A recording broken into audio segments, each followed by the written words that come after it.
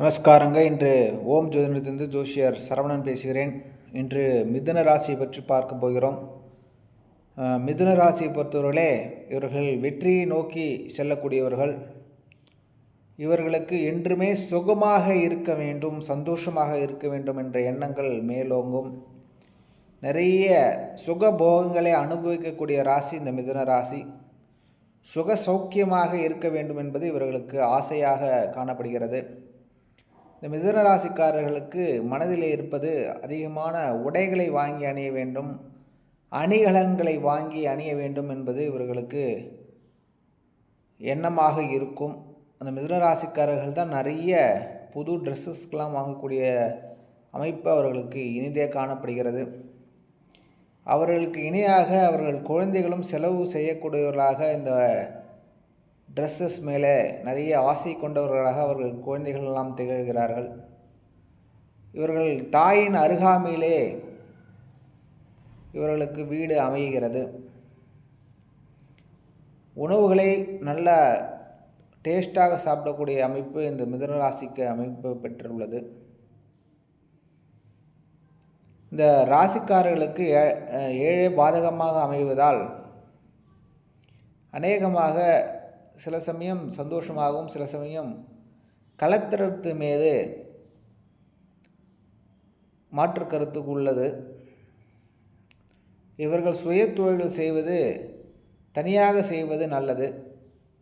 அதே சமயத்திலே பார்ட்னர் போன்ற விஷயங்கள்லாம் இந்த ராசிக்காரர்களுக்கு அதிகமாக செட் ஆகுவதில்லை.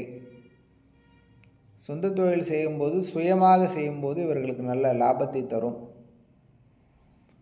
அப்படிப்பட்ட இந்த மிதுன ராசிக்காரர்களுக்கு இந்த 2026 வருஷ பலன் எப்படி இருப்பது என்பதை பார்க்கிறோம்.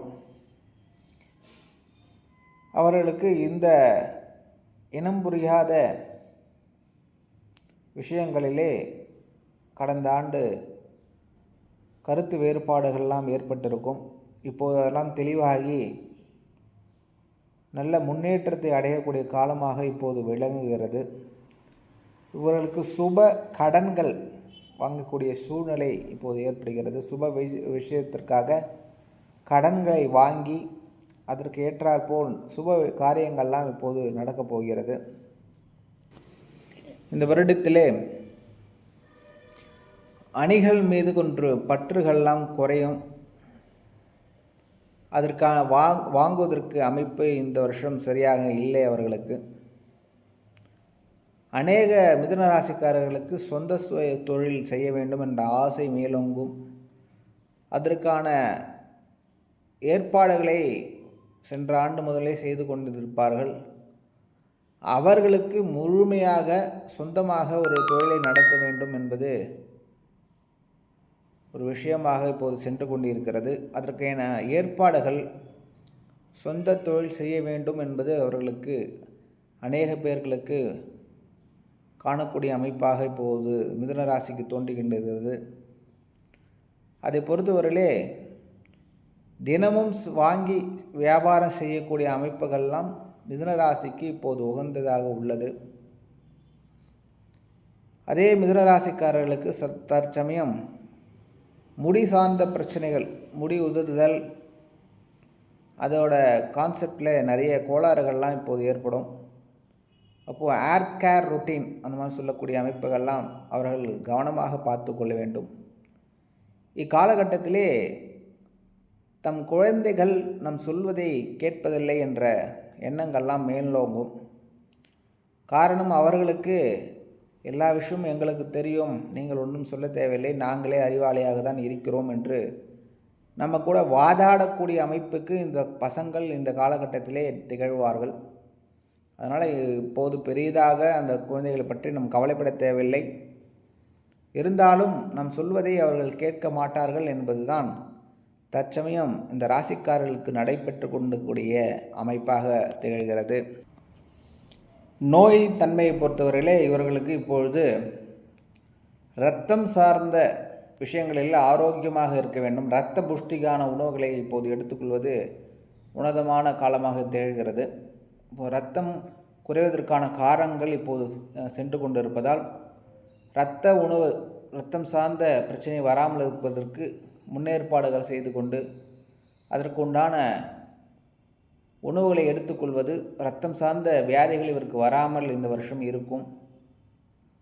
இவர்களுக்கு சில அதிர்ஷ்டமான காலங்கள்லாம் வருடத்திற்கு கடைசியிலே வரப்போகிறது. இந்த லாட்ரி சீட் மற்றும் இந்த திடீர் பண வரவுகள், ஏதாவது இன்சூரன்ஸ் சம்பந்தப்பட்ட விஷயங்கள்லாம் மிக அனுகூலமான பலன்களை வருட இறுதியில் காணப்படுகிறது. அப்போது அதை சார்ந்த விஷயங்கள்லாம் திடீர் அதிர்ஷ்டம் மூலமாக உங்களுக்கு பண வரவு, இன்சூரன்ஸ் சம்பந்தப்பட்ட விஷயங்கள்லாம் உங்களுக்கு அமோகமாக இந்த வருஷம் காணப்படும். ஏதாவது ரினியூ பண்ணுறது, இந்த இன்சூரன்ஸ்லாம் மெச்சூர் ஆகி வரக்கூடிய அமைப்புகள் யாராவது இருந்தால் அதை அனுகூலமாக மிதுன ராசிக்கு இந்த வருஷம் காணப்படும். இவர்களுக்கு வணங்கக்கூடிய தெய்வமாக விளங்குவது இந்த வருஷத்திலே மிதுன ராசி மிகவும் நல்ல நிலைமைக்கு செல்வதற்கு திருச்செந்தூர் முருகனை வழிபாடு செய்து அங்கே ஸ்நானம் செய்து இரவு அங்கே தங்கிவிட்டு இந்த நாளிக்கிழங்கள் கிணறுகளிலே ஸ்நானம் செய்துவிட்டு அவர்கள் திருச்செந்தூர் முருகனை வழிபாடு செய்தால் இந்த வருஷத்திலே நல்ல விஷயங்கள் நிறைய அவங்களுக்கு நடக்கும். அவருக்கு பரிகாரமாக இந்த திருச்செந்தூர் முருகன் விளங்குகிறார்.